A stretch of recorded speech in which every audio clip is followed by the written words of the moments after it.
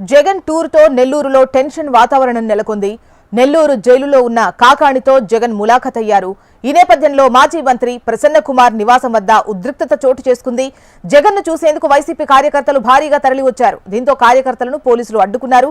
పోలీసులకు కార్యకర్తలకు మధ్య వాగ్వాదం చోటు చేసుకుంది. దీంతో పరిస్థితి అదుపులోకి తెచ్చేందుకు పోలీసులు లాఠీచార్జ్ చేసినట్లు తెలుస్తోంది.